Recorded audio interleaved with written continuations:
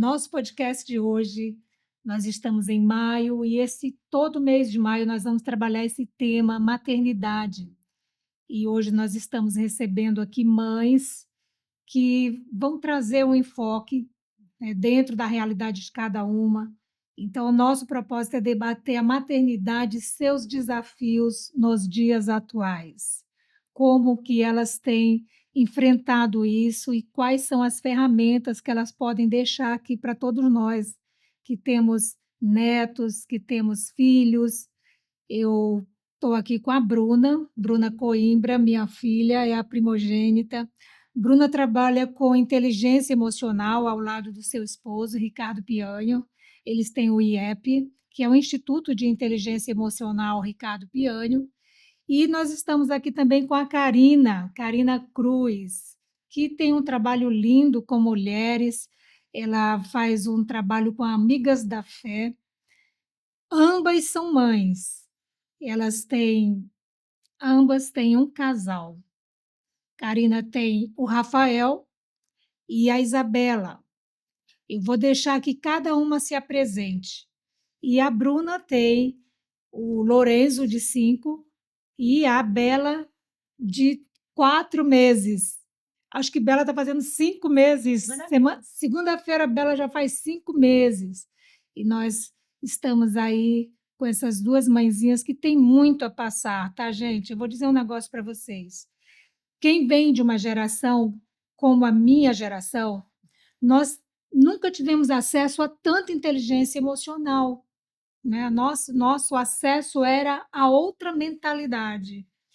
Como eu tenho aprendido convivendo com elas. E a Bruna, ela e o Ricardo trabalham muito, o trabalho deles é focado na inteligência emocional. Então, isso tem me ensinado muito. E se casa de pastor já é bem assim, né?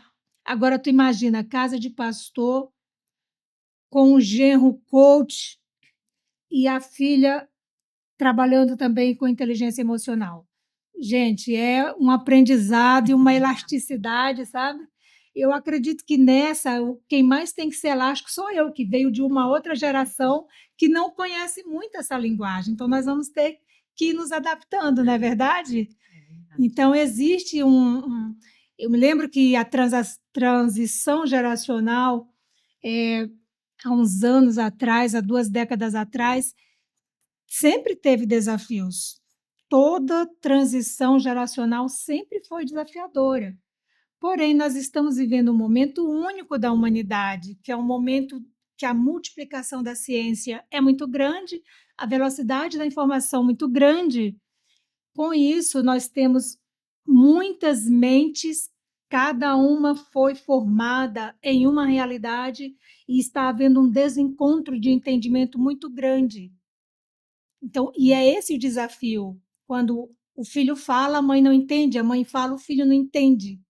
Então, eu penso que o ponto de equilíbrio sobre isso vai ter que ser realmente o pilar central, que é o cristianismo, né? E o cuidar da emoção, porque pode mudar a ciência, pode mudar os tempos, pode vir a variação que for, mas eu acredito que se esses 2 pilares estiverem solidificados, firmados, nós teremos mais facilidade para driblar toda essa demanda de entendimento, né, e vencer, né?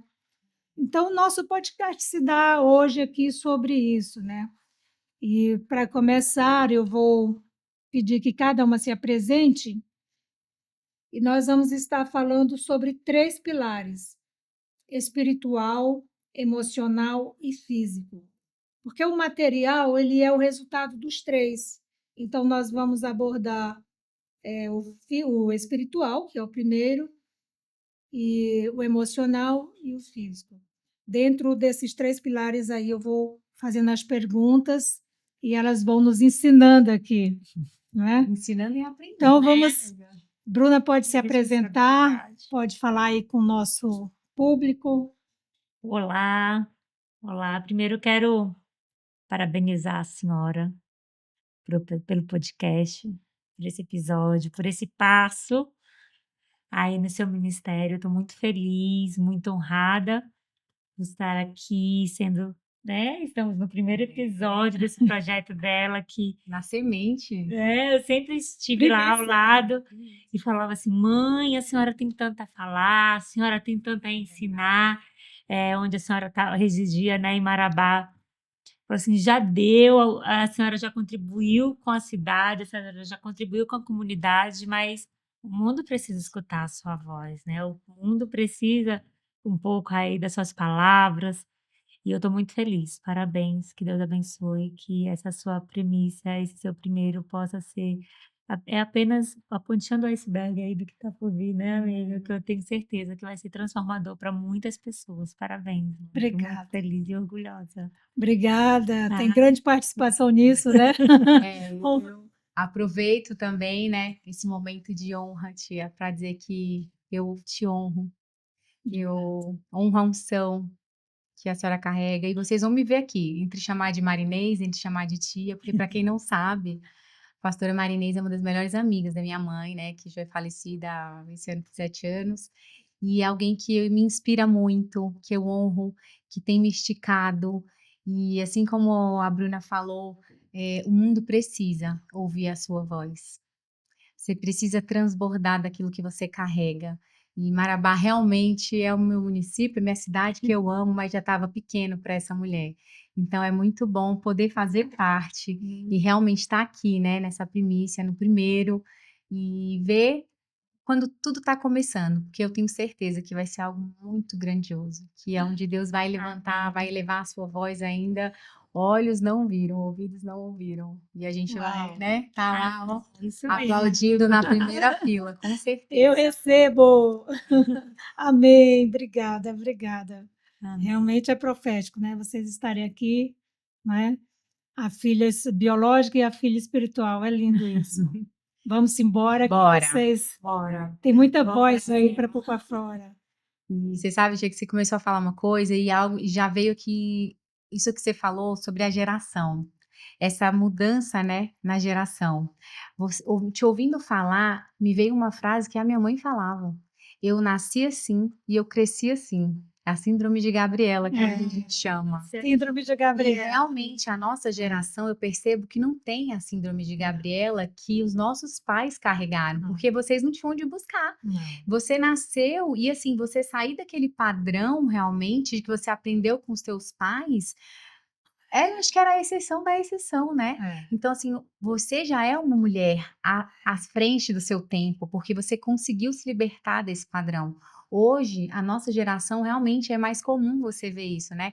A gente buscando o aprendizado não só dentro da caixa genealógica que a gente nasceu e cresceu, né? Mas fora. E é muito legal ver isso aqui, porque realmente isso aqui é literalmente um encontro de gerações, né? Sim, sim. E a Bíblia é sobre isso, né? A palavra de Deus é toda sobre encontro de gerações, porque somos as responsáveis por formar a próxima geração. A educação ela está na mão da mulher, né? Na maternidade. E dentro do pilar espiritual, eu queria perguntar para vocês uma frase que eu li na rede social, até peguei o nome da moça que a escreveu, é Selma Lilás. Ela fala assim que o cordão umbilical é a única cicatriz que não traz dor,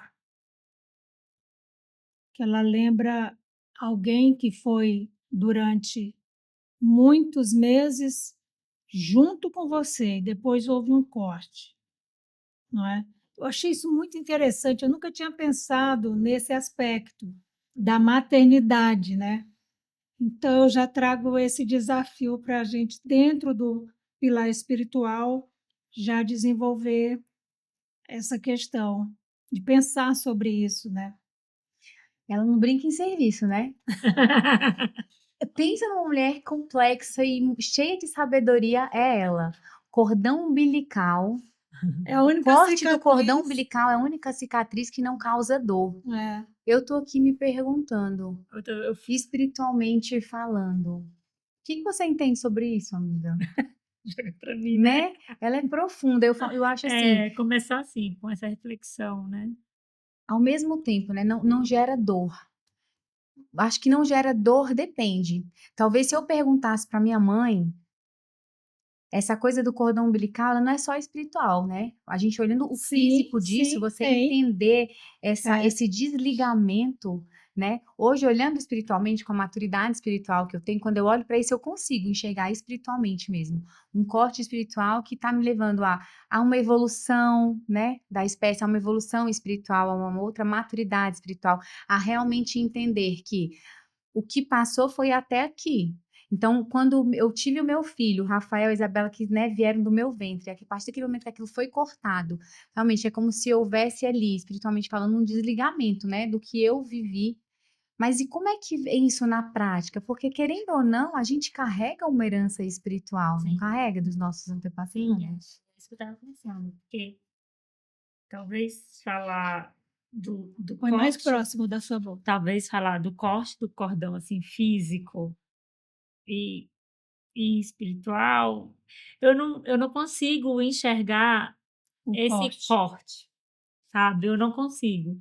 Vocês falando assim, eu até demorei um pouco para elaborar a minha resposta, porque eu, de fato, eu forcei um pouco, mas eu não consigo enxergar um corte, porque a mãe, a maternidade, ela é sobre esse corte, ela é sobre esse corte, ela ultrapassa isso, porque tem as heranças, né? Tem as maldições hereditárias, mas também tem as heranças hereditárias, tem as sementes que a minha geração vai colher, em que independe se o meu cordão, se o Sim. cordão foi cortado ou não, né?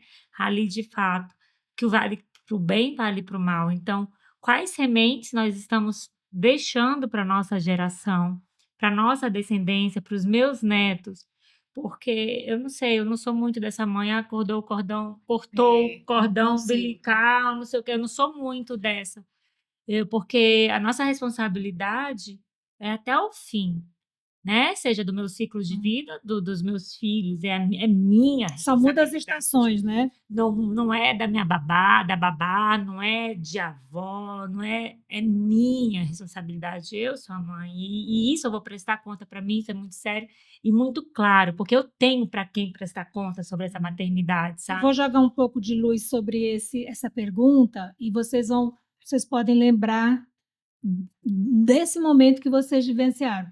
No momento, todas as unções, todas as funções que Deus nos deu, Ele dá a unção para desempenharmos.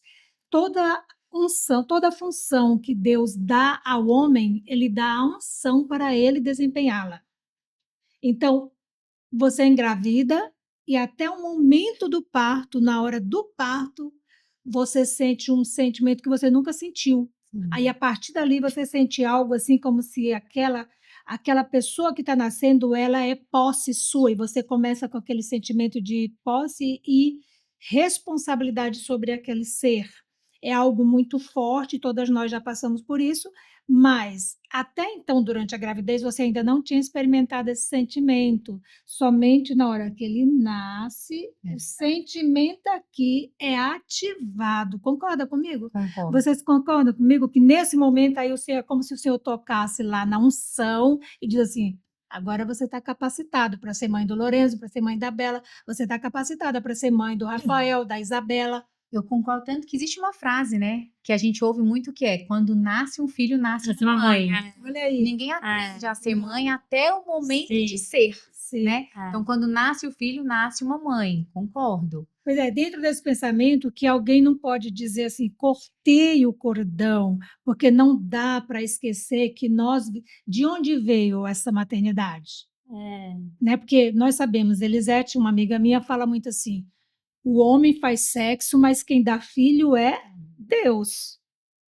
Você não vai dizer, eu vou fazer sexo hoje, eu vou engravidar. Não, não existe isso, né?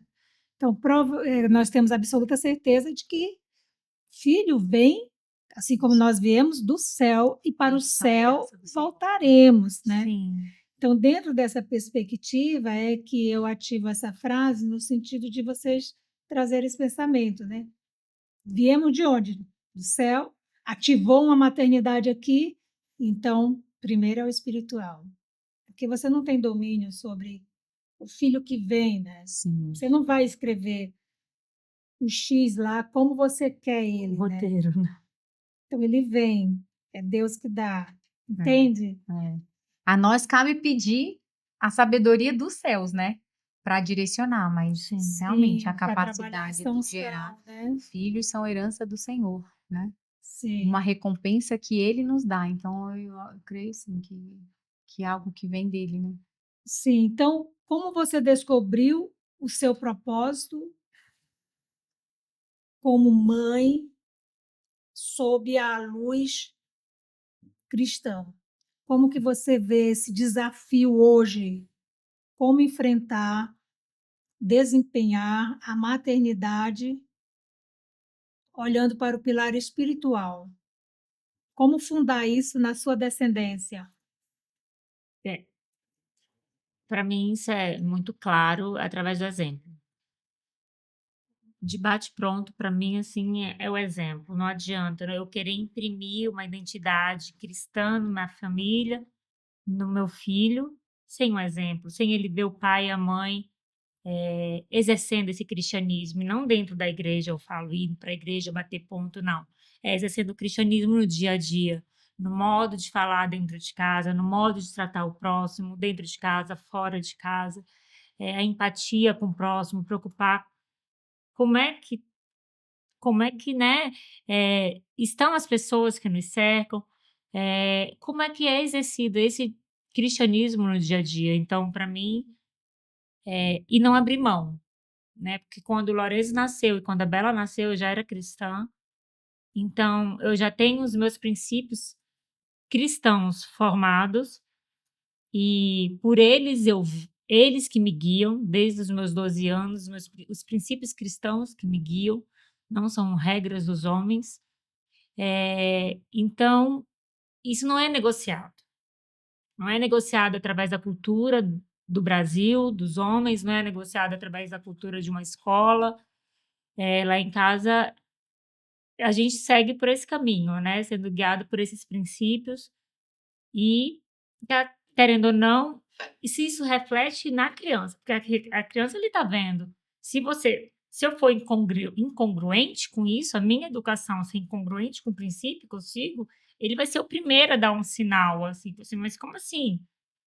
Você me ensina isso, mas está fazendo assado? E o que você diz? Nós convivemos muito em igreja, fui presidente de igreja há muitos anos e estamos sempre na igreja, né, gente? Nossa vida é igreja. Então, eu queria perguntar assim, vou perguntar para as duas, porque depois que a Bruna concluir a fala, a Karina vai falar. Mas você sabe que tem muitos pais que deixam os filhos na porta da igreja, né? Você lembra lá da nossa realidade na igreja? Haviam pais, como creio que ainda há, que no dia de domingo de manhã, na escola dominical, deixa o filho lá na igreja e quer que a igreja tenha uma obrigação de fundar naquela criança um pilar espiritual forte. E nós sabemos que não é assim, né? Então, o que você está dizendo, que é o exemplo, né? Que tem que olhar, tem que enfrentar desse tipo, não é isso? Sim, sim. complicado. E essa questão do pai deixar a criança na porta da igreja e esperar que a igreja vá fazer ali, suprir um gap que o pai não está suprindo, é a mesma coisa do pai que deixa na escola e quer que a escola eduque. Mas não. Isso, Karina. Eu falo assim que eu caminho muito com a Bruna, né? E nessa caminhada espiritual eu aprendo muito com ela também. Porque eu vim de um lar cristão, porém não praticante, né? E aqui eu não tô falando de religião, tá? Com muito respeito a todo tipo de religião. Eu cresci numa família católica, mas não é sobre religião. Hoje eu sou evangélica, eu me converti, né, depois da morte da minha mãe. É uma conversão que veio sozinha dentro do meu escritório, lendo a Bíblia. Eu fui realmente visitada pelo Espírito Santo, eu tive revelações que só ele poderia me dar. Então, eu creio que tem muitas coisas, né, que às vezes nós, como homem, a gente quer lá falar, mas é o Espírito que vai convencer. Então, assim, eu cresci dentro de uma caixa chamada religião. Então, diferente da Bruna, que já cresceu num lar cristão, né, com princípios, com valores muito definidos, vendo ali dentro, eu cresci com princípios e valores muito definidos, mas assim, vivendo uma cultura do mundo. Eu vivi o carnaval, eu vivi a festa junina, eu vivi o Halloween. Que, aliás, é um desafio muito grande, Sim. né? E chega a data absurdamente dessas hoje. festas, as mães Sim. ficam loucas, E o né? que ela falou é uma verdade, né? Porque assim, eu tive meus filhos, ainda não era convertida, então eu maquiei os meus filhos pro Halloween. E hoje, espiritualmente falando, eu sei o quanto eu tenho que fazer orações de renúncia, de desligamento, de tudo mais, né?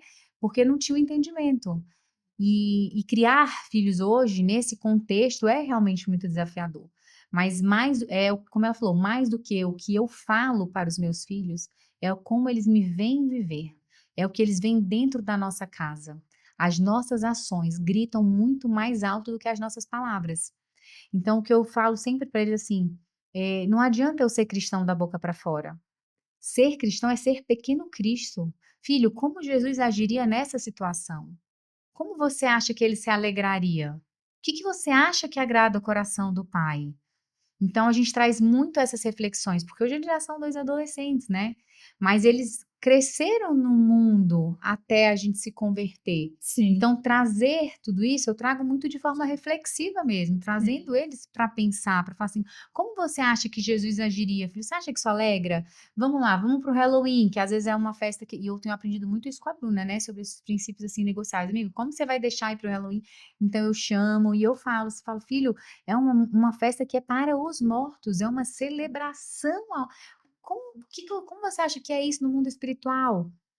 Mas é desafiador. É Mas é desafiador. isso, é primeiro em casa, né? É, primeiro em casa. vivendo, e eles me veem lá na minha Bíblia, no meu devocional, nas minhas segundas das Amigas Unidas na Fé, que são No inegociáveis, jejum, na nos oração. meus jejuns, no meu joelho no chão. Quantas vezes eles entram no meu quarto, eu tô de joelho, com a cara no chão.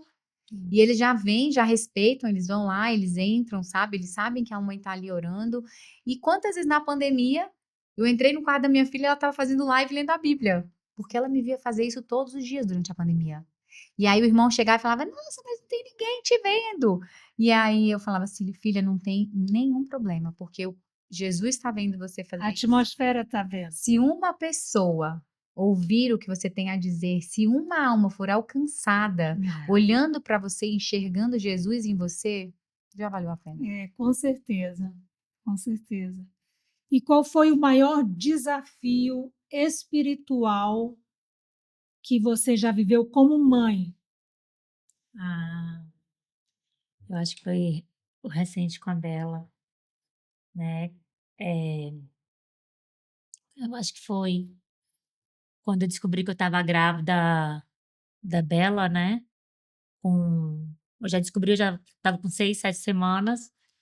E aí, na primeira ultrassom, o médico falou, ao ver ali a imagem, falou assim: nossa, você tem uma sinéquia, né? E tudo. E eu não sabia, eu não sou da área, né? Aí eu falei assim: o que é isso? Não, mas são tipo umas teias, legalmente falando, umas teias que vão se formando ali no útero. E, ok, fui em casa, dei um Google naquilo e só li coisa ruim. Eu falei assim: não. Eu li que o feto poderia entrar nessas sinéquias, né? E o membro ficar menor que o outro. Eu falei assim: não vou terminar. Isso aqui não me pertence. Nem terminei de ler. Rejeitou na mesma hora. Isso aqui não me pertence. Deus me prometeu uma menina, porque eu vinha escutando há 1 ano, a Karina muitas vezes estava comigo, eu vinha escutando há 1 ano palavras que minha próxima filha ia ser uma menina. Eu falei assim: Deus me prometeu uma menina e é uma menina perfeita que eu vou ter, ele não faz nada por incompleto. E eu vou tê-la perfeita. E rejeitei total, não comentei, fazia vista grossa com minha médica, não comentei com meu marido, não comentei com ninguém. Só eu e Deus. E toda a ultrassom eu ia lá me tremendo.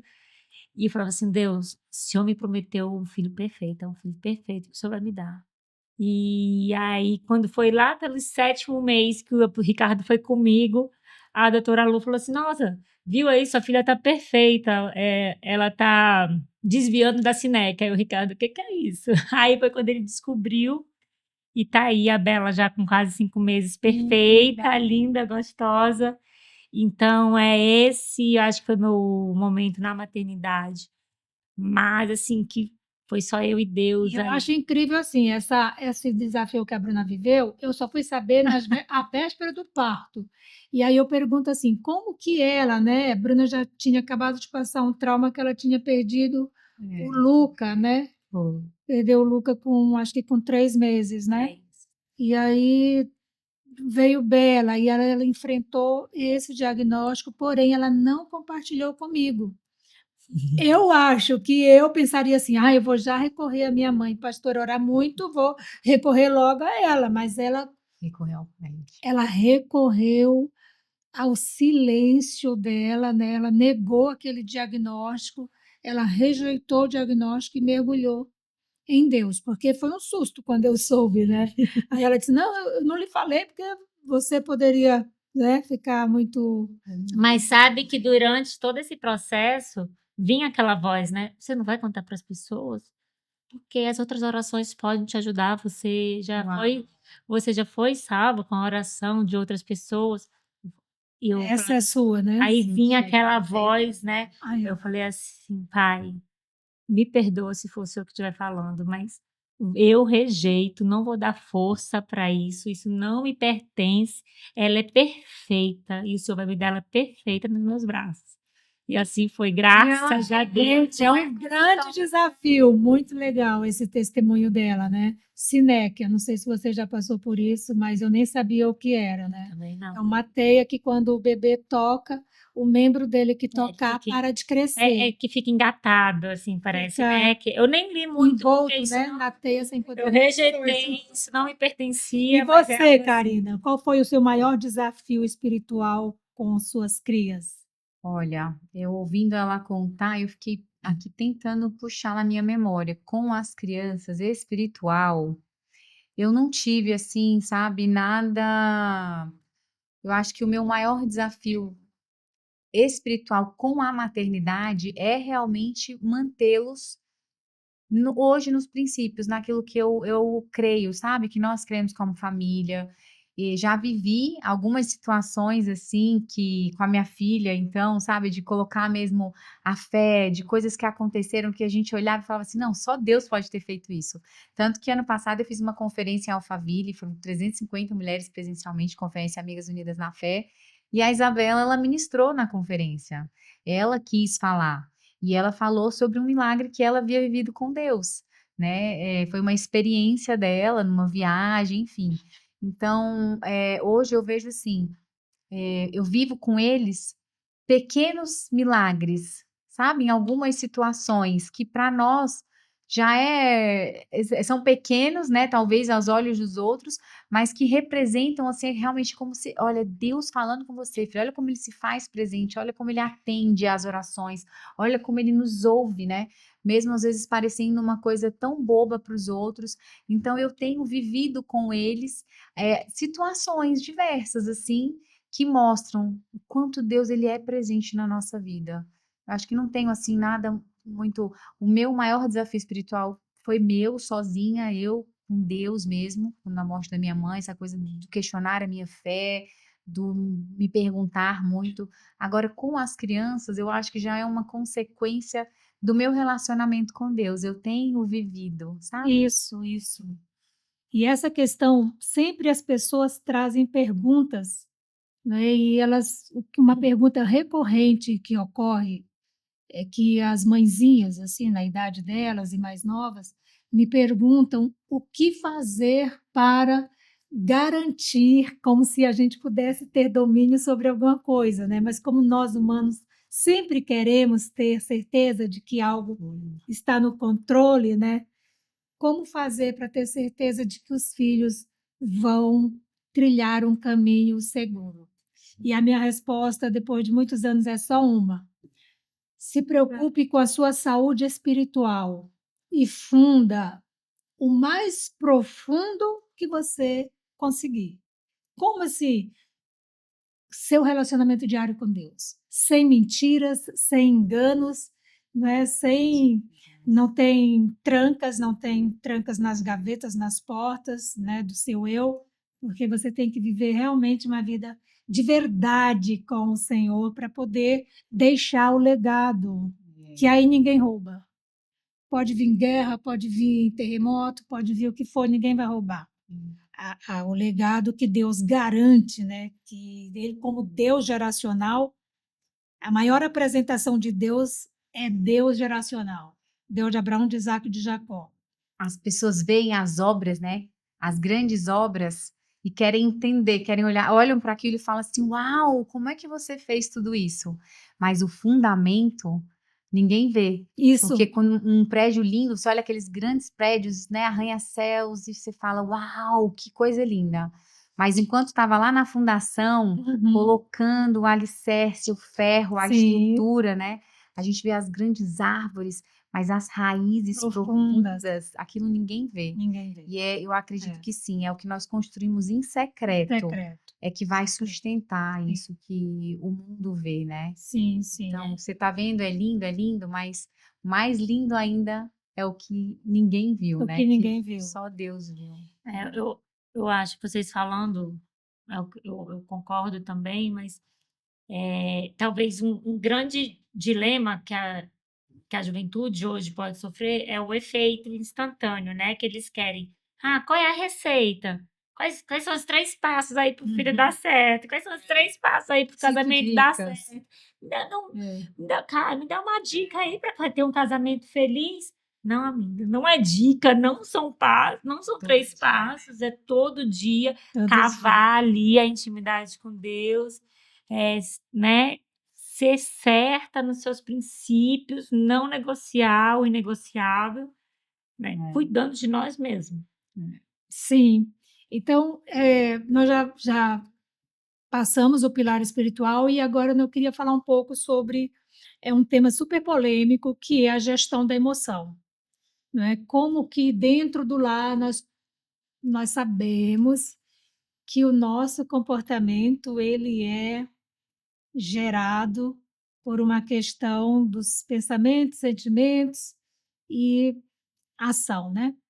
Então, de 1 a 7 anos, inclusive nem é de 1 a 7 anos, é desde o ventre até os 7 anos, você vai ter aí um tempo para solidificar a alma do seu filho, trabalhar essa alma, que a alma é intelecto, vontade e emoção, né? E nós sabemos que a emoção, ela direciona tudo. Sim. Não é o cognitivo que direciona a emoção, né? Mas a emoção direciona. Então, nós temos que aprender para fazer uma gestão somente alimentando esse cognitivo, deixando ele forte para administrar essa emoção. E eu sei que vocês duas trabalham muito com essa questão, né? De gerenciar essa emoção. Como que se dá isso no dia a dia com os filhotes? Nossa, deixa eu ver. Eu acredito que são os pequenos desafios diários mesmo. Eu sofri muito com esse altos e baixos de emoções. Montanha-russa emocional. Eu tive depressão. 8 anos da minha vida eu tomei antidepressivo, eu tomei remédio. E nessa época eu era completamente desconectada de Deus.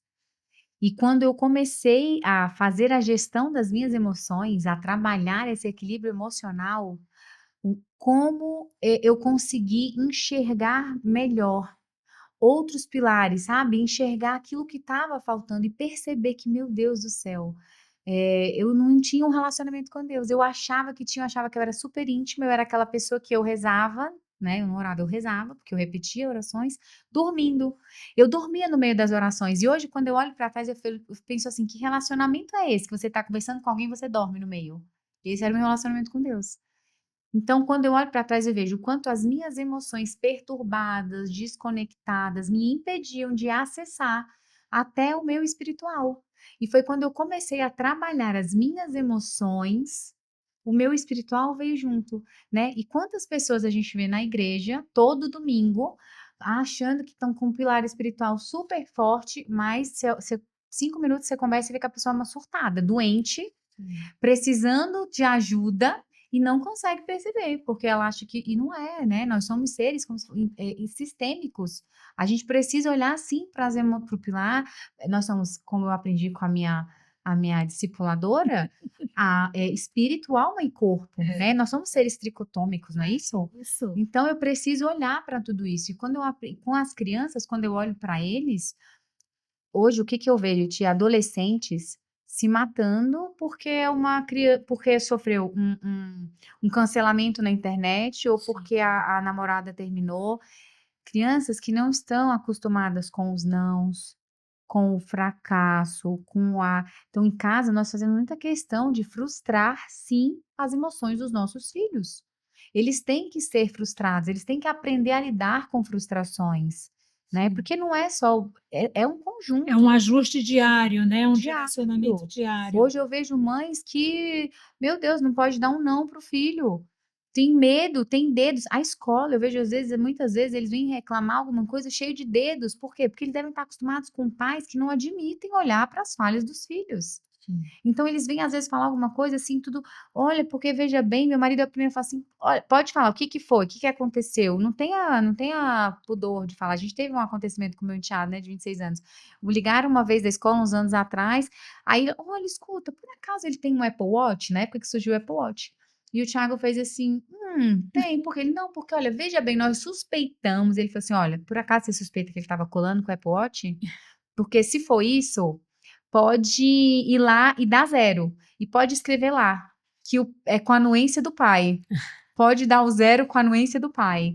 Então, assim, porque a gente percebeu o medo da escola de vir falar que o menino estava colando. Exatamente. E essa questão, na minha geração, não se trabalhava as emoções dessa forma como hoje. Eu acredito que o próprio Deus tem trazido isso de uma maneira muito forte e muito sistemática para que todos tenham alcance ao conhecimento de que é tudo a maneira como você produz a emoção no seu lar, o seu filho é imerso naquela emoção.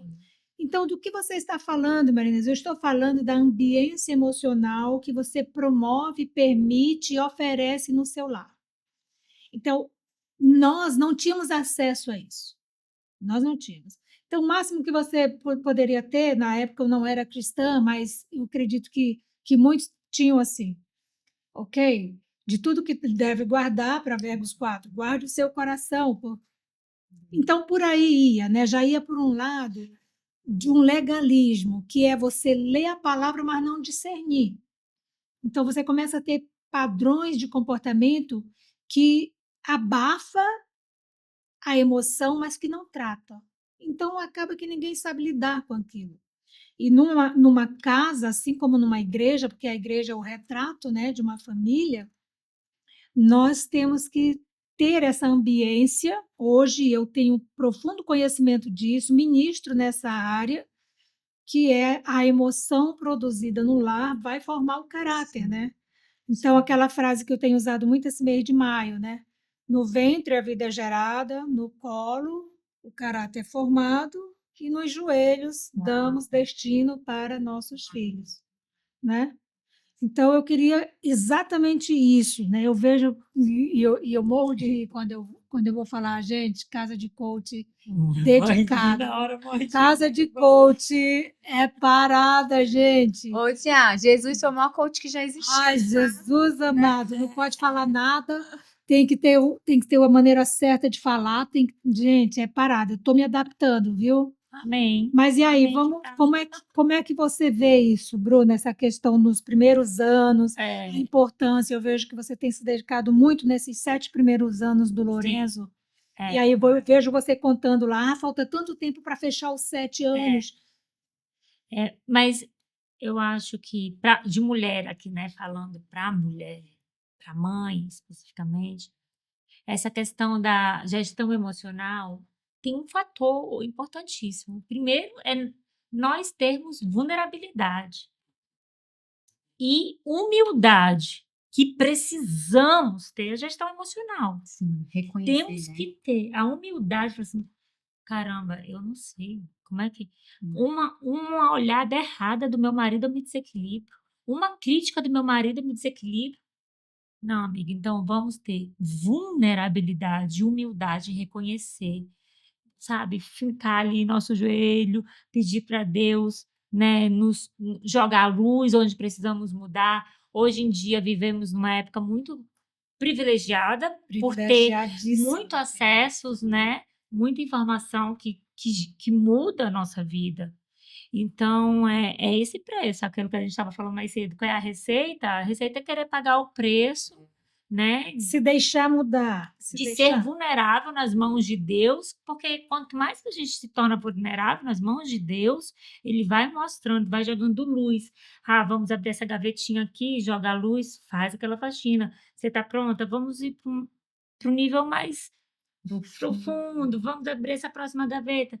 E assim vai até ele decidir nos chamar, né? E dos 7 anos, de fato, lá em casa tem umas coisas que eu sou muito intencional com o Lorenzo e com a Bela agora, futuramente, porque esse ano eu me toquei, falei assim, meu Deus, Ricardo, só faltam 2 anos para o Ricardo ter 7 anos. Pro Lorenzo. Pro Lorenzo ter 7 anos. Agora, o que você acha, amor, dele começar a nos acompanhar, te acompanhar nas palestras? Nos cursos, então, desde esse ano, todo curso que o Ricardo vai fazer fora ou aqui em São Paulo, que dá para ele ir, vai todo mundo, eu coloco o Lorenzo lá para trabalhar, ele já foi trabalhar, tirar foto, senta lá no chão, tira a foto do pai, vai lá, participa de alguma coisa, porque é o exemplo, né? Isso é muito Ele, importante. ele vai começar a entender por que o pai fica fora de casa, ele vai começar a olhar o que o pai trabalha, o que o pai comunica, o que o pai está gerando na vida da outra pessoa e fora que ele está consumindo, porque a palavra não volta Sim, vazia, ele está consumindo aquilo. E isso não vai florescer hoje. Não vamos esperar que a nossa semente, hoje eu gerei minha emoção, então eu mereço um bombom. Não, é semente por semente, vai florescer lá na frente, né? Lá, quando os nossos filhos tiverem os filhos dele, eles vão buscar tudo isso que viveram, assim como hoje. E eu falo isso com propriedade, porque hoje eu vejo que muita coisa que minha mãe plantou lá atrás, eu falo assim, ela fez certo. Eu achava ruim, mas eu tô aqui porque ela fez isso.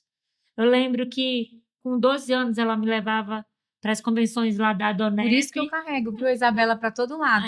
Porque eu fui causa amiga dela. chata. Você fica, leva. Chata não, olha a importância da gente ter amigas que pegam na nossa mão. Eu falo assim, a Bruna é meu que ter. arão, meu Tem que a gente, né? Tem que ter. Porque quando os meus maiores momentos assim, de bíblico. desafios com a Isabela, eu falo assim, amiga, carrega. Minha mãe, eu ia xingando, eu ia reclamando, que eu não sim. gostava, que não sei o quê. Mas hoje, na minha adolescência, eu fazia meu jejum de chocolate, porque eu De Nescau, aprendi. E eu falei, é verdade, eu carrego. E Deus ouvia, gente. Meu jejum de Nescau lá, para passar de ano.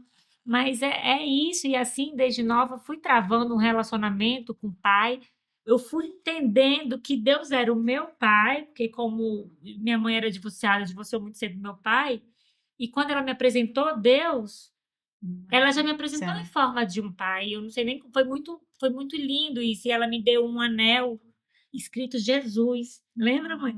E aí eu botei assim no meu dedo e só no meu íntimo. Eu falei assim, Deus, eu só vou tirar esse anel no dia que eu casar. Eu nem sabia do que eu estava falando, assim, da profundidade do que eu estava falando. E realmente eu só tirei aquele anel quando eu fui casar, quando eu coloquei a aliança. E aquele anel eu guardo para dar para Bela. Então, assim, são coisas que a gente vai semeando. Hoje, eu não tenho certeza que vai dar certo, mas se eu estou fincada nos princípios de Deus, tem mais probabilidade de dar certo do que errado, né? Então, eu sou muito intencional em muitas coisas com o Lorenzo. Aí, quando o Ricardo vai sábado lá na empresa gravar vídeo, alguma coisa, aí o Ricardo chama, filho, estou precisando da sua ajuda. E ele vai, ele se acha todo importante, grava lá o pai. E assim a gente vai imprimindo, né? Com Que é certeza. gostoso trabalhar. Com certeza. Agora, extra isso, eu já quero trazer, porque quando Karina entrar, ela já vai direto na resposta nos 3 aspectos, que é esse aspecto, você e o filho. Agora, o segundo aspecto que eu considero assim demais e fundamental é a ambiência. Por exemplo, no ambiente não pode ter grito, não pode ter violência emocional de nenhum tipo, tudo é conversado sem emoção tóxica.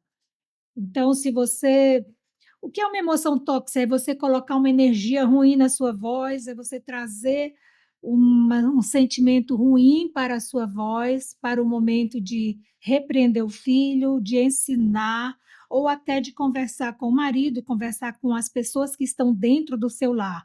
Pode ser convidados, hóspedes, pode ser funcionários. Anyway, qualquer pessoa que esteja ali, você vai ter um relacionamento sem essa famosa emoção tóxica, que hoje nós sabemos que a ambiência muda e altera o nosso gene. Na minha época, ninguém sabia disso. Olha só que ganho que essa geração teve, Sim. que ganho, né? Então, dentro disso, fecha aí com isso para a gente passar para a Karina essa pergunta. Aí eu volto para a humildade e vulnerabilidade. Porque todos nós temos um passado e carregamos, querendo ou não, com traumas e adversidades que vemos passando algum sentimento tóxico. Então, cabe nós identificarmos, elaborar aqui dentro de mim, curar isso, ressignificar, para não transbordar para minha descendência, não transbordar para minha casa, identificar os gatilhos, porque eu preciso me alimentar do que me vai evoluir, né, que vai gerar mais emoções positivas, e identificar e não me alimentar o que vai gerar aquela emoção negativa, né? Por exemplo, falando de mim aqui, Bruna, eu sei que se eu escuto um homem falar um pouco mais grosso, mesmo que não seja comigo, que seja perto de mim, vai ativar gatilhos assim que eu já trabalhei, mas que estão adormecidos lá, gerados por traumas que eu passei na minha vida. Então, eu preciso ter essa inteligência de não ter essa cena, de quando eu ver uma cena, sair de perto, não expor meus filhos num ambiente assim. Tem algumas situações que são bem delicadas para as mães, você vai saber melhor que eu. A gente tem muito cuidado em casa, mas e quando o nosso filho pede ir para casa de amigos, né? A gente não sabe muito ali o que vai encontrar, porque basta um olhar, basta o Lourenço escutar um tom mais elevado. Ele, opa, que tom é esse? Eu não conheço isso. Mas eu vi uma vez você ensinando alguém que você dizia assim, a pessoa falou a pessoa estava relatando um caso e ela colocou na voz dela uma emoção bem pesada, assim, de sofrimento. Aí você pausou a pessoa e disse assim, veja bem, olhe para mim, você pode relatar toda essa história de uma outra forma. Para que usar a emoção negativa? Sim. Que tal você usar uma emoção neutra? Relata o caso, somente o fato, para que possamos conversar e resolver. Então, aquilo ali, eu achei assim o máximo, porque a partir do momento que você entende isso, você começa a processar, você leva para a caixinha do aprendizado e vai moldando o seu comportamento. Porque eu acredito que o maior beneficiado dessa mudança não é nem quem está na sua ambiência, mas é a própria pessoa. Sim, muito. Porque nós sabemos pelo experimento da água, aquele experimento da água que você passa adiante, acho que todo mundo já teve acesso, né? Está na internet esse experimento, que a água fica no copo e o grupo de falar palavras negativas passava e declarava palavras negativas sobre aquela água, né?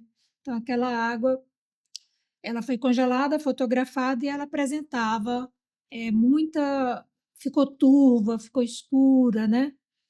E nós somos 80% água, né? O nosso corpo, nós somos matéria que muda de acordo com a ambiência. Então, exatamente nessa intencionalidade, eu creio que esse teu ensino vale ouro. Porque não é para vocês, já é normal, porque vocês estão há muitos anos vivendo a gestão da emoção, mas para outras pessoas, não. Então, né, isso é muito importante, né? Aí a Karina já pode falar sobre... E ouvindo a Bruna, eu lembro de mim também, né? Porque nós somos, né, fruto realmente do que nós vivemos, principalmente nessa primeira infância. E a gente tem esse conhecimento. Então, por isso, hoje, a gente tem tanto cuidado com os nossos filhos, principalmente até essa primeira infância mesmo. Por quê? Porque eu sei que eu cresci num lar cheio de amor, mas teve as suas disfunções. Tanto que eu vivo consequências dessas disfunções, né? Hoje, como adulta. E quando a gente entende, não é não ter emoção, né? Porque assim, o importante é você ter a emoção certa, na intensidade certa, usada da forma adequada, né? Porque eu não posso, por exemplo, querer manifestar e falar assim, ai, Marinês, eu tô tão feliz que eu tô aqui no seu podcast. Tem que fazer a Não, gestão da tem emoção que ser a toda. emoção certa, falar, eu tô tão feliz de estar aqui nessa primícia, nesse lugar incrível. Então a gente tem que saber, não é também um filho que tá lá, faz alguma coisa e de repente você explode e tal. Isso você gera marcas na criança que já foi, em um segundo. Exato. E o que eu tenho observado muito em casa?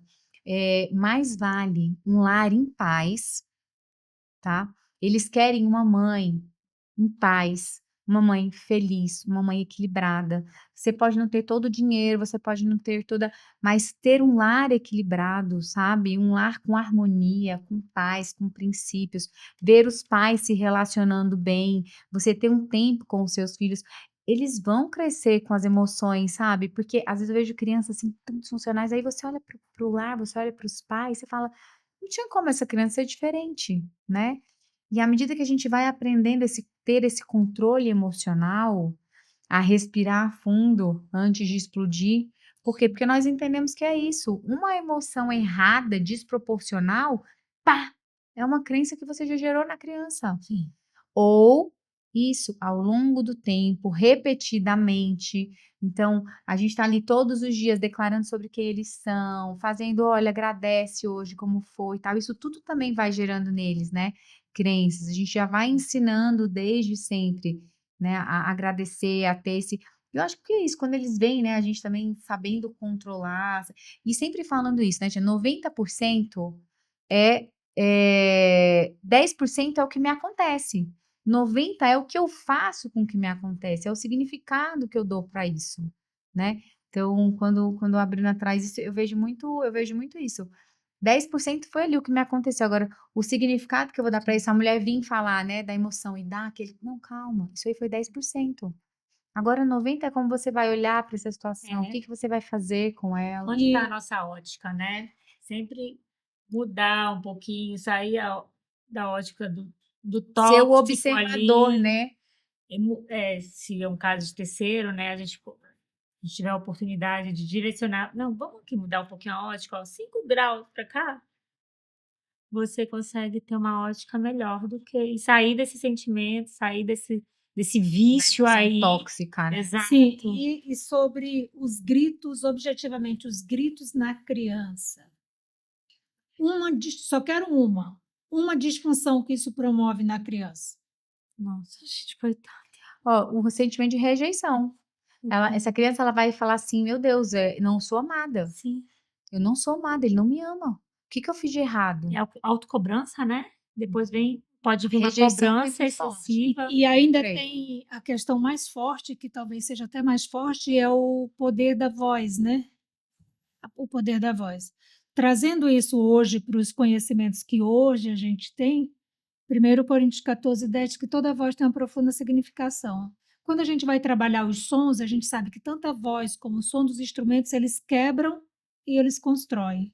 Então eu aprendi que essa voz, quando ela ecoa com a negatividade e o autoritarismo, que é a imitação da autoridade, tudo Satanás imita, né? Então Deus nos deu autoridade, mas Satanás vem e imprime naquele que está com a lacuna divina, não tem Deus, então vai ser ocupado por outra fonte, então ele imprime o autoritarismo, que, entende? Então vem aquela voz ecoa com autoritarismo, essa voz quebra a alma, então nós não temos mais uma alma íntegra, pacificada, ela é rasgada e a alma começa a ter disfunções e ela começa a ir para o cativeiro, que um é esse, da rejeição, então das impossibilidades, né? Fica uma criança vulnerável no futuro, ela tem muita insegurança e pode chegar a atingir o corpo, que é uma doença realmente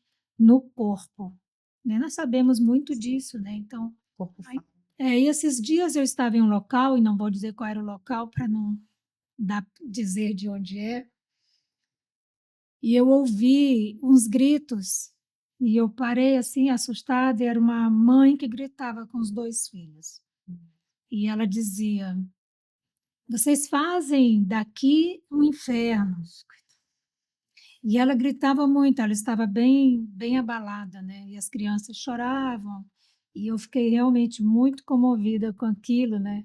E nós temos vontade, assim, de falar muito sobre isso, né. Sim. Sim, Eu creio que não estou aqui julgando essa mãe, eu estou querendo dizer que tanto elas como eu não conhecemos, na época eu não conhecia o a gestão da emoção. O que a emoção é capaz de fazer numa personalidade, né, num caráter, num corpo, né. Mas hoje a gente sabe, então a Bíblia fala em Eclesiastes que o conhecimento traz dores. Então, quanto mais você conhece, mais você sabe a causa e o efeito, então mais compaixão você sente, né. Qual o conselho que vocês 2 dão para essa questão no lar e no trato com os filhos e com o próximo? Não interessa se o próximo é o marido, ou é a mãe, ou o pai, ou o amigo, sobre essa voz carregada de energia ruim. Como alguém que tenha esse hábito faz para sair disso? Reconhecer que precisa de ajuda. É, Tudo volta, né? Eu volta para repito, tudo consciência. volta para Eu consciência, acho porque que tem que ter consciência para reconhecer. e a humildade, tipo assim, eu preciso de ajuda, eu preciso de mudar, eu preciso mudar a frequência da minha voz, a frequência da minha voz não tá ornando na minha casa, porque não adianta, essa responsabilidade é da mulher. Essa responsabilidade, quem orna a casa, quem perfuma a casa, quem é o, a estrutura, o pilar, a coluna da casa é a mulher, E eu né? acredito que ninguém muda aquilo que não sabe que precisa mudar. Então, Ninguém muda se não primeira sabe que coisa seria uma precisa. conscientização. Ela tem que ter. Total. Ela tem que ter novas referências. Sim. Por isso que às vezes é tão difícil mudar se você não sai ali da sua ambiência. Se ela anda com outras mães que também gritam, que também tratam o filho desse jeito, dificilmente ela vai sair desse lugar. Trata o marido assim, né? Enquanto ela não perceber que aquilo é uma disfunção, então a gente, quando eu pelo menos vou falar de mim, quando a minha vida começou a dar assim a grande mudança, a grande metanoia, não teve como a gente continuar naquele ambiente, porque a gente começou a perceber que não fazia mais sentido para a gente beber até altas horas, ficar ouvindo aquelas músicas sertanejas de sofrência, sabe? Continuar levando os meus filhos para o carnaval, para o Halloween. Automaticamente a gente foi sendo expulso daquele ambiente, mas primeiro a gente teve consciência daquilo, a gente começou a perceber que existia algo errado. E essa tua mudança, ela iniciou na igreja ou no método CIS? Porque eu sei que você já fez muitos métodos CIS, né? Fiz, e eu gosto sempre de honrar a vida do Paulo Vieira, da Camila Vieira, porque eu falo assim, eles são pessoas que são iscas de Deus no mundo.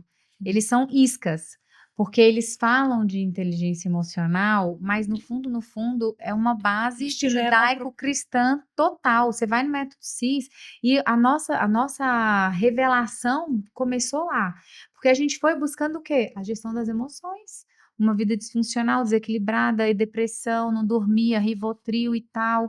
Meu marido, nós emagrecemos. Meu marido pesava quase 115 quilos, eu era também 15 quilos mais gorda. Então, todo o excesso também, ele vem de uma falta, eles denotam uma falta. E aí nós fomos buscar isso, porque a gente percebia que tinha algo errado, mas não sabia o quê. Então lá a gente veio teve toda essa revelação de tudo. E lá o método CIS é um método de inteligência emocional, só que ele defende isso, nós somos seres Quantos sistêmicos. métodos você já fez? Ai, eu já fiz muitos. Eu encho a boca para E falar que eu já Bruna, fiz uns 27 10. métodos CIS. Como aluna, sentada. E posso falar, por isso quando a Bruna fala assim sobre nós termos humildade, eu não tenho vergonha de falar. Porque cada vez que eu vou lá, eu percebo que eu sou uma Karina diferente. Sabe a cebola? Que você vai tirando as camadinhas? Né? Eu já ouvi a mesma metáfora da vaquinha jogada no precipício 27 vezes. Mas cada vez que eu vou lá, eu jogo uma vaquinha diferente, uma zona de conforto Gente, ela está diferente. falando de uma metáfora que Paulo usa muito, que é de uma vaquinha que prendia a pessoa de crescer, né? E um dia essa vaquinha foi pro brejo, E aí a acharam que a pessoa... vida da família ia acabar, e na verdade eles prosperaram como nunca antes. Por quê? Isso. Porque eles estavam presos apenas ao leite que a vaquinha produzia. E quando a vaquinha sumiu da família, eles prosperaram assim de uma forma que, sabe? Então, entender ali a zona de conforto que a gente vivia e tudo. E fez o meu marido olhar, porque eu já me achava, né? Espiritual, eu já me achava, mas ali eu vi que eu não tinha nada de relacionamento com Deus. Fez meu marido querer olhar para o pilar espiritual, que ele dava nota 0, porque o Paulo ele nomeia todas as áreas, espiritual, emocional, conjugal, filhos, parente, financeiro, ele olha para você como um todo, ele te faz olhar para você como um todo. Um ecossistema, Por o isso que eu ser, digo né? que é a verdade que liberta. Conhecereis a verdade vos libertará. Doeu, tá? Sim. Doeu ter consciência da mãe disfuncional que eu era, dos gritos que eu dava com os meus E filhos. você gritava? Quê? Ganhar humildade. Disfuncional, era uma pessoa disfuncional. Hoje eu vejo você falando assim, eu olho para trás, quando eu lembro de algumas cenas, eu falo, meu Deus, eu não acredito que eu já submeti meus filhos a isso. Hoje eu peço perdão, olho no olho dele e eu falo, você me perdoa. E outro dia eu perguntei para o Rafael se ele lembrava. E ele lembrava exatamente dessa cena. Eu falei, mas você lembra porque a mamãe já contou? Você lembra? Ele falou assim, eu lembro. E ele tinha, acho, sei lá, 5 anos. Sim. Que eu parei o carro no meio da Dutra, assim, que eles estavam brigando desesperadamente, e eu simplesmente freiei o carro e falei, chega! Eu vou bater esse carro. Então, assim, eu falo, meu Deus, eu olho pra trás, falo, não acredito. Karina, essa cena eu já ouvi muito de muitas mãezinhas que vêm a mim, né, e perguntam, pastor, o que que eu faço? Porque minhas filhas estão, ou meus filhos, né? Depende, são várias pessoas que vêm a mim e sempre perguntam, o que que eu faço? Porque elas começam a brigar e aí eu começo também, aí vira aquele rolo. O que que você tem para dizer para essas mãezinhas, objetivamente? Eu vou falar pra você, se você é essa mãe, você precisa se curar. A doença da nossa casa começa na gente, porque só quando eu percebi que eu estava doente e quando eu fui buscar ajuda, eu percebi que eu poderia curar os meus filhos. Uma mãe equilibrada, por isso que eu falo, a paz dentro de casa, ela não tem preço. Você sendo uma mulher equilibrada, você vai gerar, o que a Bruna falou, nós mulheres temos o poder de gerar a paz, a harmonia dentro de casa. Enquanto eu olhei para minha filha, para os meus filhos, e achei que o problema era ela, que ela precisava de terapia, a minha casa era um caos. Quando eu entendi que eu era a doente, que eu precisava de cura, que eu precisava de cura emocional, de cura espiritual, quando eu fui cuidar de mim, a minha casa foi transformada. Então, eu quero falar com você, mulher. Se você olha hoje para os seus filhos e acha que você está vivendo essa situação, busque ajuda. Abra o seu coração, seja vulnerável, deixe Deus entrar, deixe Deus transformar. Busque ajuda de mentores, de pessoas que te inspiram, que sejam referência. Nossa maior referência tem sempre que ser Jesus, sempre. Nós, como cristãos, a nossa referência maior tem que ser Jesus. Mas tá tudo bem você olhar para uma pessoa e falar assim: uau, ela já chegou onde eu gostaria, ela alcançou aquilo que eu busco. Então, deixa eu ver qual foi o caminho que ela traçou. A nossa referência maior sempre vai ser Jesus, sempre vai ser. Mas você poder ter pessoas para caminhar junto, eu tenho aqui, ó, eu tenho minhas amigas, eu tenho, sabe, a minha irmã que segura na minha mão, que me exorta, que fala, olha, acho que aqui você está passando do limite, eu acho que você tem que fazer assim. Gente, isso é tão importante, Sim. isso é tão fundamental. Essa fala é muito importante, E muito quando importante. quando eu me tornei vulnerável, quando eu entendi, quando eu moí o meu orgulho, eu falei, Senhor, ok, eis-me aqui. Moe, faz esse vaso novo, faz tudo de novo. E ele moeu mesmo. Eu, assim, eu fui literalmente reconstruída em tudo, em tudo, em tudo. No meu jeito de falar, no meu jeito de olhar para o meu marido, no meu jeito de tratar o meu marido, no meu jeito de lidar com os meus filhos, no meu jeito de me olhar, de me amar. Eu fui totalmente reconstruída. Quando você percebe que você conseguiu essa mudança, cada vez que você olha para trás, me parece que o sentimento de gratidão por ter tido essa oportunidade de mudança deve ser muito grande, né? Eu não tenho palavras. E entender que é uma jornada, que eu nunca vou estar pronto, que sempre vai existir um próximo nível, sempre vai existir um próximo nível com Deus. Você já estava reproduzindo ou você não teve essa matriz, essa ambiência de... Você teve essa matriz, então você já estava reproduzindo. Eu tive. Bruna passou por esse ambiente, né? Esse ambiente de insegurança emocional dentro do tive. lar. É. E E sabe quando eu fui buscar minha cura? Mais ainda, quando eu vi a minha filha reproduzir atitudes minhas sem nunca ter me visto fazê-las. Quando eu olhei a Isabela fazendo, sabe, com algumas pessoas, coisas que eu fazia, e sem ela nunca ter me visto fazer, eu falei, uau, eu preciso quebrar isso. Tapa na cara. Tem que ser, eu vou romper isso. A minha geração não vai viver. essa como é eu a vivi. verdadeira libertação. Verdadeira libertação é você se libertar do eu que não é o seu verdadeiro eu. E vale a pena, né? Foi Vale um a eu pena que dar foi esse construído por uma história equivocada, né?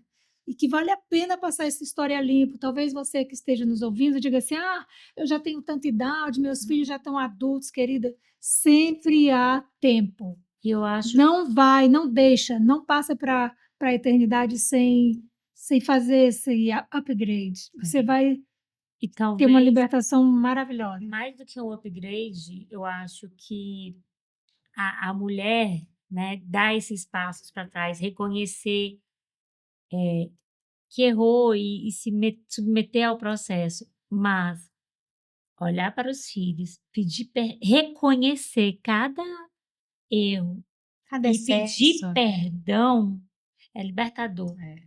para os filhos, cura os filhos e cura uma descendência. Com certeza. Né? Então, É. além de se salvar, a mulher está salvando a sua descendência. Dentro dessa curando palavra, seus filhos, passando ali um remédio nas feridas dos filhos, né? E ensinando que é pedir perdão, é reconhecer o erro, e é assim que vamos evoluindo. Porque como é que eu falo, né, olhando lá para minha casa, como é que eu quero ensinar o Lorenzo a pedir desculpa pelos erros se eu não reconheço? E à se medida você que eu também não julgo, eu serei pede, julgado. Né? Exato. Então, assim, um dia desse, eu não sei o que aconteceu, eu acho que eu quebrei alguma coisa dele, brinquedinho dele. Eu falei assim, oh, filho, desculpa, a mamãe botou muita força aqui. Tudo bem, mamãe, acontece. Mas assim, quando eu tenho a oportunidade de pedir desculpa, eu enfatizo desculpa, coloco em garrafal, assim, porque é uma oportunidade que eu tenho de ensinar o adulto. Toda vez que eu tenho essas oportunidades com o Lorenzo, eu projeto o Lorenzo na fase adulta. Eu estou ensinando o adulto de amanhã a pedir desculpa.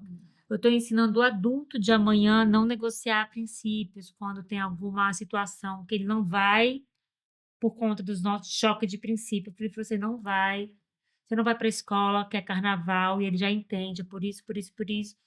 Porque é uma criancinha hoje, mas eu estou ensinando o Lorenzo adulto de amanhã que os nossos princípios não compactuam com aquilo. Então, esse processo foi da cá, mas libertou o Rafa e a Isabela.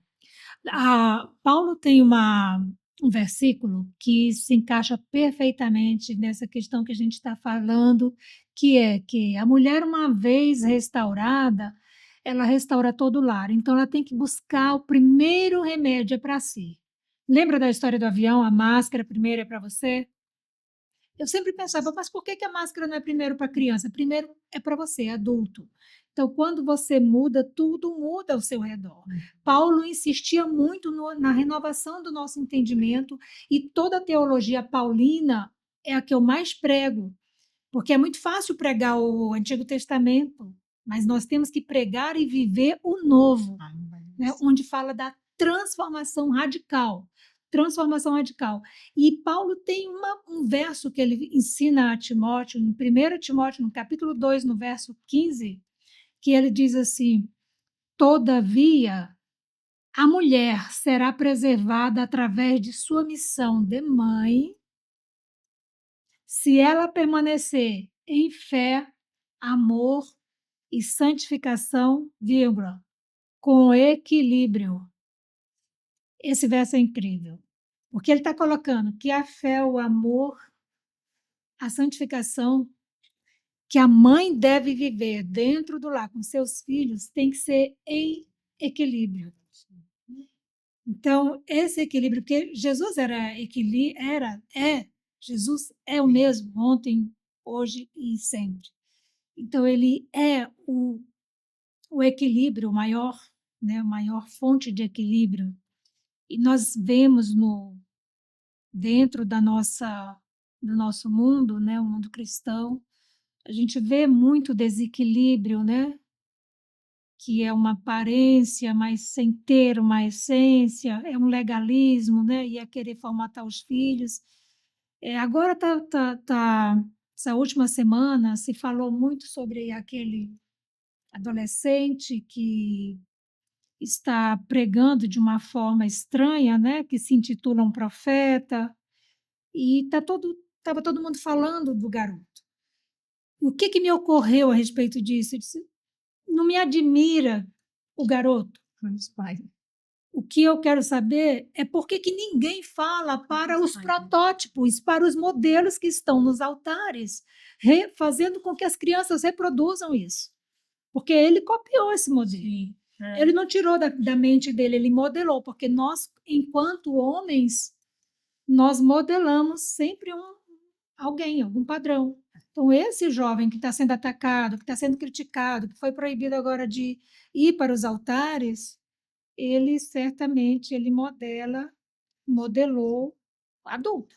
E não só isso. Vamos Que além. fichas caem para nós? Vamos além. Ele tem pais. Ele tem tem um pai e pais. uma mãe. Onde é que eles estavam para Não é? resguardar esse menino de Isso. passar por isso? Né? Qual é o tipo de educação que esses pais estão dando para esse menino? Porque, querendo ou não, gente, a ciência fala, os estudos comprovam que o cérebro humano, ele está maduro a partir dos 21 anos. Sim. Então, a gente pode falar que aquele menino ele não tem maturidade para saber o que ele estava fazendo. Onde é que estavam os pais que permitiram toda essa exposição, que permitiram chegar nisso? Sim, sim. Olha a importância de nós como Com pais certeza. na vida dos nossos filhos. Com certeza. Então, eu creio que nós temos que estar sempre atentos, né? A que ambiência nós estamos oferecendo para nossos filhos, principalmente na escolha da igreja. Concordam comigo, mãezinhas? Na escolha da igreja, Sim. temos que estar atentos, né? Em olhar para a Bíblia e sermos crentes como Paulo também nos convidou, bereanos. Vamos conferir na Escritura? Onde é que está o equilíbrio de Cristo aqui? Não é? É a responsabilidade de filtrar. O ambiente é nosso, é minha quanto mãe, é do pai. Ali, se ele está ali é porque tem meu aval, Sim. né? Enquanto ele está nesse Sim. processo aí comigo, até a maioridade, é minha responsabilidade, não posso terceirizar. Então, se ele está indo numa igreja comigo, é porque tem meu aval. Então, não pode se isentar, a gente, né? Se isentar aí dessa responsabilidade, colocar a culpa aí no pastor, não. Né? Tem que estar junto, tem que estar atento. Bom, agora vamos falar da mãe de... Bruna ainda não chegou lá, vou perguntar para a Karina, que é mãe de adolescente. O físico, né? Como cuidar da aparência? Depois, Bruna pode responder como ensinar seu filho desde cedo a cuidar da sua aparência, para que ele possa compreender que a aparência é muito importante. Não é vaidade, é excelência. No reino de Deus, a excelência é um atributo divino e é comunicável, os homens devem tê-lo. O que Satanás imita com vaidade. A vaidade, ela imita a excelência, né? Sempre que eu falo de filhos, primeiro eu falo dos pais. Não tem como a gente querer exigir dos nossos filhos uma conduta, seja em que área for, aparência, espiritual, física, saúde, se nós, como pais, não formos o exemplo. Então, uma mãe que não se cuida, que não olha para si, que não tem tempo para ela, que não tem esse auto-amor, dificilmente vai conseguir gerar no filho esse cuidado, esse auto-amor. E a Bíblia fala, né? Amar a Deus sobre todas as coisas e ao próximo como a ti mesmo. Eu enxergo como hipocrisia uma pessoa que diz que ama o outro, você olha para ela e você vê que ela não tem o menor cuidado com ela. Para mim, é uma hipocrisia. Não tem como a gente amar o próximo se você não se ama. A Bíblia fala, esse amor ele é diretamente proporcional, o amor ao próximo, ao amor que você tem por você. E eu vejo isso. Eu passei a amar muito mais quando eu passei a me amar, quando eu passei a cuidar de mim, a entender que eu sou templo do Espírito Santo, a me olhar como realmente essa filha amada. E nisso entra o cuidado com o peso. Tudo, eles nos viram perder peso, eles nos viram na jornada, eles vêm, Thiago, todos os dias acordando 5h40 para ir para academia. Meus filhos, a Isabela vai para academia todos os dias. Rafael, 3 vezes por semana tá na academia, 2 vezes por semana faz luta, ela tá fazendo luta, eles veem isso dentro de casa. Então, eles cuidam, eles estão agora cuidando da alimentação. Agora a gente tem um tal de ChatGPT que faz o cardápio. Você cancelada. Então eles têm o cardápiozinho deles que eles seguem, e eles têm esse cuidado, mas começou comigo e com o Thiago. Então você quer que o seu filho faça? Faça primeiro você. Que ele olhe para você e ele veja em você um exemplo, que você seja um espelho para ele. Não queira, nenhuma área da vida, cobrar aquilo que você não vive. Porque as suas palavras, as suas atitudes gritam muito mais alto do que as suas palavras, com certeza.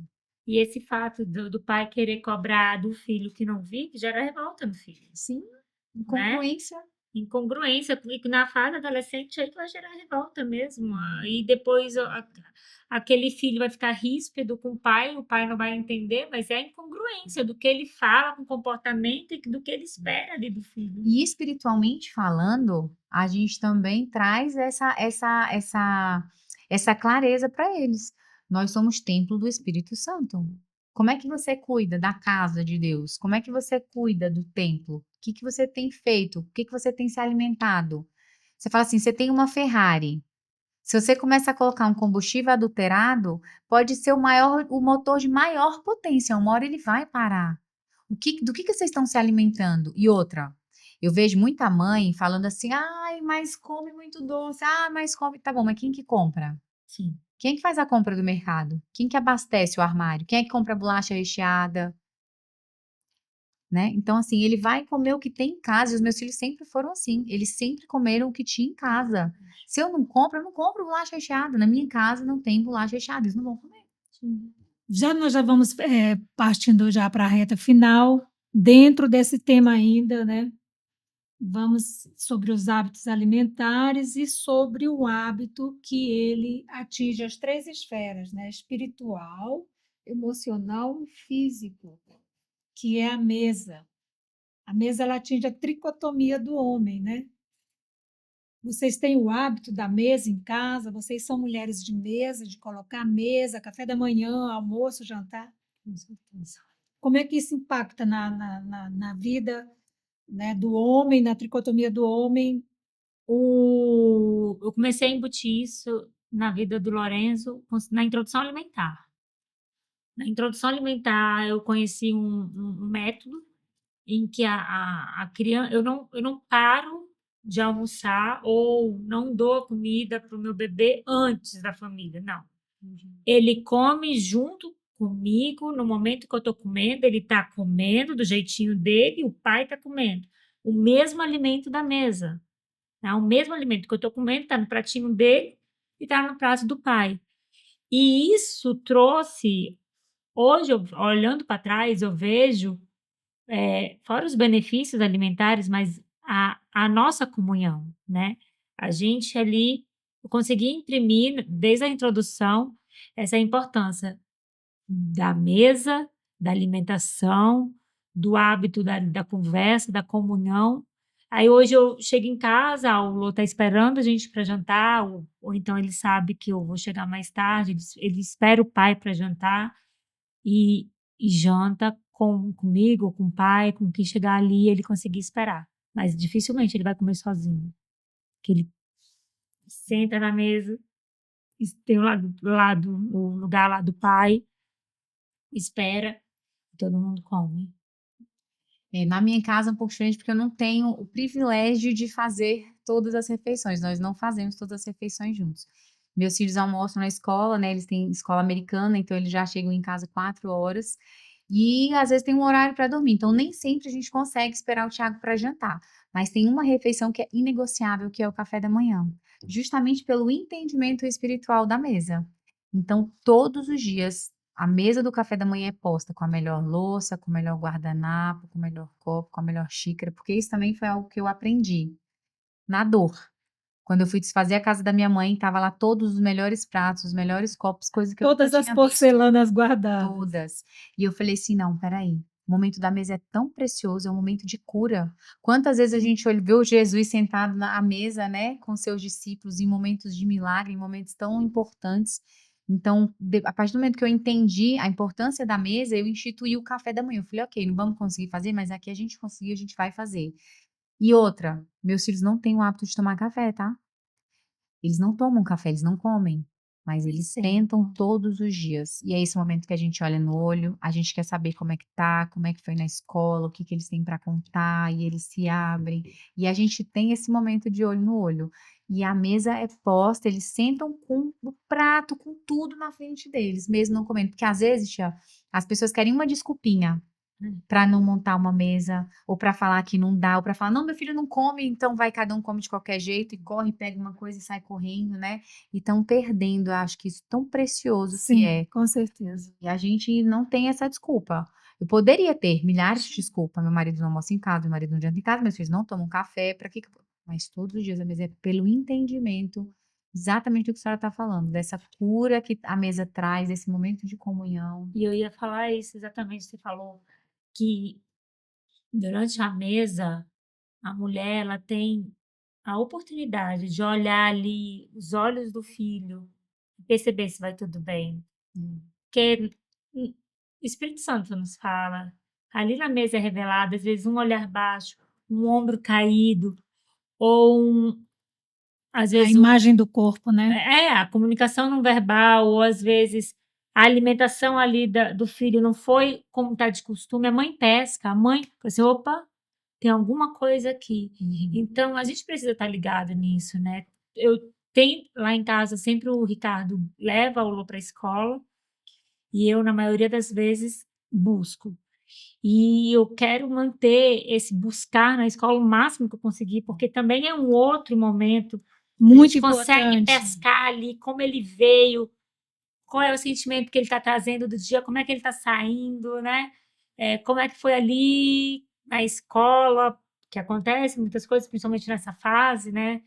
Então, temos que ser sensível a esses momentos, temos que dar importância a esses momentos, que o mundo quer banalizar, né? Fala assim, não, vai cuidar do seu profissional. Cara, nada A mesa cura, adianta. né? Nada adianta. A Aí eu mesa ter meu cura trabalho e não, Mesa cura. não ter esse momento com e o os filhos. pilar do alimento, ele é tão espiritual, ele é carregado de significado espiritual mesmo, sabe? Porque quando nós vamos aprender a palavra, nós entendemos em que os momentos de transferência de unção, de comunhão de dons, o alimento está presente. A refeição juntos é uma aliança. Aliança em Deus ou aliança com quem aqueles elementos estão santificados, em quem estão dedicados, né?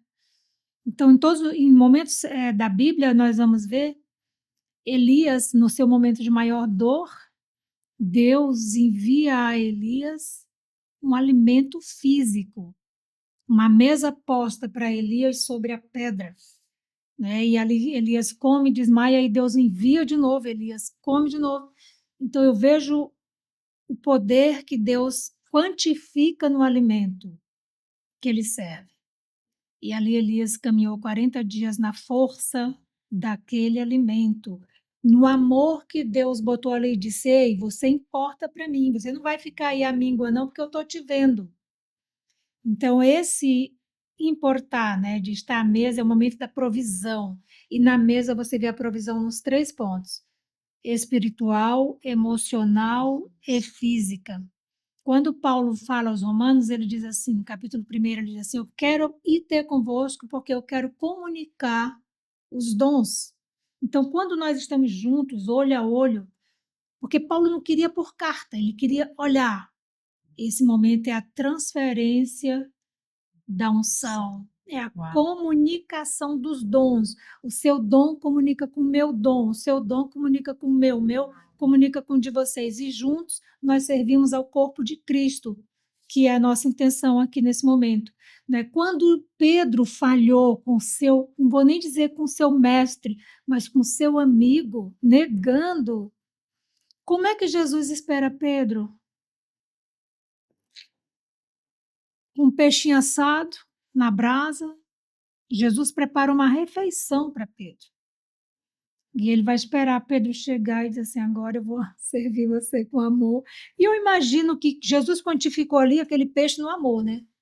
Então, quando a gente está preparando o nosso alimento, a nossa mesa, mãe, é um momento único que você deve quantificar. Não perca a oportunidade de preparar alimentos para sua família. Quantifica esses alimentos.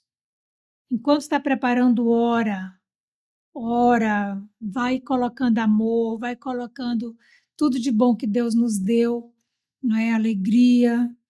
E nós sabemos que Jesus trouxe Pedro à restauração naquele momento. Mas eu ainda vou mais além sobre a questão da presença do elemento físico no entrelaçamento do pilar espiritual, emocional e físico para unir a tricotomia do homem como um ser integral. Jesus deixou como o memorial para nós lembrarmos dele?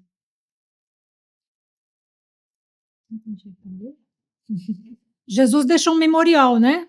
Antes do Calvário, ele deixou um memorial para que nós pudéssemos lembrar dele, celebrar ele. Um pão e um vinho, não é? Então, esses 2 elementos também, a Santa Ceia, né? Que é a ceia do Senhor, que substituiu a Páscoa, né? Jesus deixou realmente o elemento físico, simbolizando a sua presença, o pão e o vinho, o corpo e o sangue.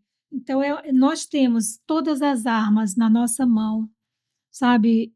E agora, já partindo para o final, eu quero que Bruna deixe uma mensagem para a mãe cansada, exausta. Talvez essa mãe esteja com problema no casamento.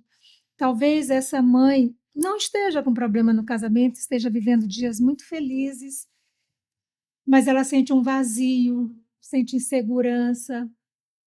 Eu quero que cada uma de nós aqui possamos deixar uma mensagem para essa mãe, ou que está muito feliz, mas que se sente vazia, ou que enfrenta muitas demandas, principalmente a mãe de crianças neuroatípicas, que nós vamos ter um momento aqui só para essa mãe, ou talvez aquela mãe que está sozinha porque não está mais com o pai dos seus filhos, ou não está também em outro casamento que tem a presença masculina que a ajude. Enfim, uma mãe que tenha que enfrentar altas demandas. Como que nós podemos deixar uma mensagem para essa mãe? Bruna.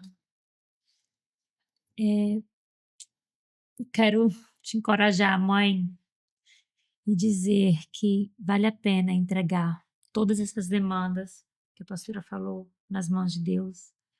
Vale a pena experimentar descansar no braço do Pai. E às vezes você pode estar ouvindo falar isso e você vai falar assim: mas Bruna, isso não é fácil. Eu sei que não é fácil.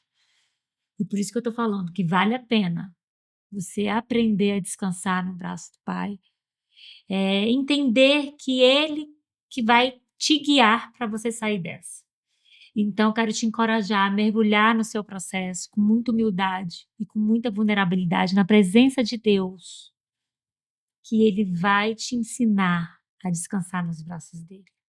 Ele vai te suprir de tudo que você precisa, principalmente da estratégia para você sair da situação que você está. Então, eu quero aqui deixar o meu encorajamento e dizer nos seus olhos que vale a pena pagar o preço. Karina, Difícil falar depois dela, assim. Pode ser contra você, contra eu. Mãezinha, primeiro eu quero te dizer que tenha misericórdia de você. Todas nós passamos pelo mesmo processo. Com certeza erramos muito, vamos continuar errando, mesmo querendo acertar. E descanso é o fundamental. Entrega nos braços do Pai, sim. Mas tenha consciência também que se Ele te deu essa missão, Ele confia em você. Ele sabe que você é capaz. Deus, quando mandou Jesus para o mundo, Ele poderia ter mandado pronto aos 33 anos. Simplesmente Ele ter descido do céu aos 33 anos pronto. Mas não, Ele fez questão de mandar Jesus como homem, gerado no ventre de uma mulher, passando por um parto, tendo que ter seu cordão umbilical cortado. E foi através de uma mãe que ele aprendeu a andar, que ele aprendeu a falar. Então, se nosso Pai colocou nas mãos de uma mulher para que ela desse esses primeiros direcionamentos, é porque Ele confia em nós, Ele confia em você. E o que Ele colocou em você é precioso demais. Acredite, existe algo único em você, entre você e Deus. E você é capaz. Entregue para Ele, peça direcionamento, confie que o mais Ele fará. Entenda que sozinha você pode não dar conta, mas você nunca vai estar sozinha, Ele sempre vai estar com você. E eu acredito que isso é uma mensagem que Ele nos deixou muito forte. Deus, Ele nunca disse que seria rápido, nunca disse que seria fácil, mas Ele também nunca disse que você estaria sozinha. Então confia e busca, se for preciso, uma rede de apoio, pessoas, mas tenha misericórdia de você, vai dar certo e vale a pena, né, amiga? Vale a pena. o tema maternidade é infinito. Tudo que envolve o ser humano é infinito, porque somos seres complexos. Mas a Bíblia sempre tem todas as instruções que nós precisamos. E a palavra mais falada aqui nessa mesa foi: vamos voltar para a humildade. E Filipenses 2, capítulo 2, vai nos dizer que Jesus venceu pela humildade. E essa é a mesma humildade que nós temos que ter para reconhecer que somos vulneráveis, podemos sim errar, mas é importante reconhecer e querer viver o novo, e querer viver a alegria, a paz e a justiça. E o nosso convite é para que você se levante nessa força do Senhor e siga esse caminho sempre priorizando a alegria, a paz e a justiça. Lembrando que nós, como mulheres, fomos dotadas para sermos fontes de consolo e edificação. Em Isaías 66:13 está escrito: como alguém a quem sua mãe consola, eu vos consolarei. O amor de Deus, ele é o único lugar que Deus compara o seu amor na Bíblia é com uma mulher. Assim como ele compara lá em Isaías 49, aqui também em Isaías 66, também ele compara. O seu consolo, assim como uma mãe consola o seu filho, eu vos consolarei. Então, volte-se para ele com toda a sua força e o Senhor te suprirá em todas as tuas necessidades. Um grande abraço para você, Deus te abençoe. Eu quero agradecer a Bruna, a Karina e a todos que estão aqui nessa sala, no nosso primeiro podcast. E você sabe que o trânsito de São Paulo é uma loucura. Nós tínhamos mais uma convidada, que é a Ana Paula Amorim, mas ela enfrentou um tremendo engarrafamento, mas no próximo episódio, com certeza, ela estará conosco. E eu quero deixar aqui para você um grande abraço. O que vocês querem acrescentar, meninas? Acho que é isso. É Gil. isso. Tudo. Já- Obrigada, né, por estarmos aqui. Obrigada e que venham os próximos Venham os episódios. Até o próximo episódio, podcast Ser Integral. Nós aguardamos vocês, eu e toda essa equipe maravilhosa que está tornando esse projeto realidade. Um grande abraço e Deus te abençoe.